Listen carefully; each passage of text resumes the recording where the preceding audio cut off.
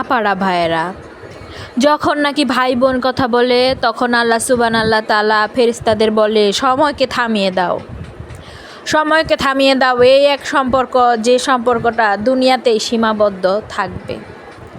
মৃত্যুর পরে আমরা বাবা মার সাথে অনেক দেখা করতে পারবো, আমাদের প্রিয় মানুষদের সাথে দেখা করতে পারবো, কিন্তু এই ভাই বোনের সম্পর্ক শুধু এই দুনিয়াতেই নাকি সীমাবদ্ধ থাকবে। কি আশ্চর্য একটা বিষয়, তাই না? আমরা অনেক সময় যে কোনো কারণে, যে কোনো পরিস্থিতিতে ভাই বোনের সাথে ঝগড়া করি, বছরের পর বছর কথা বলি না, কত কিছু করি। আসলে বর্তমান যুগে মানুষের প্রতি মানুষের আন্তরিকতা নাই বললেই চলে। সেটা যদি আপনি ভাই বোন বলেন আর যেখানেই বলেন না কেন, নাই।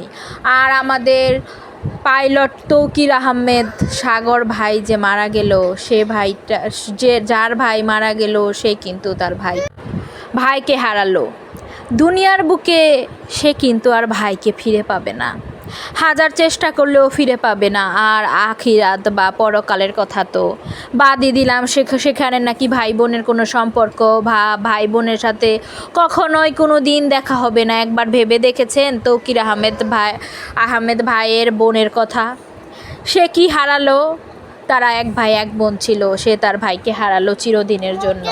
দুনিয়া এবং আখিরাতে কখনোই কিন্তু আর তাদের সাথে দেখা হবে না। আল্লাহ সুবহানাল্লাহ তাআলা সেই বোনকে মন শক্ত করে দেখ, যাতে সে নিজেকে শক্ত করে রাখতে পারে। কারণ পৃথিবীতে ভাই বোনের সম্পর্ক বিলীন হতে চলেছে, যেখানে তাদের সম্পর্ক ছিল মধুর। তারা এক ভাই এক বোন ছিল, যা আসলে যার যায় সেই বুঝতে পারে। আমরা আসলে সেভাবে উপলব্ধি ফিল করতে পারবো না। তাই আল্লাহ সকলকে জান্নাতবাসী করুক, তার আত্মার মাগফিরাত কামনা করি। আমরা সকলেই তার জন্য দোয়া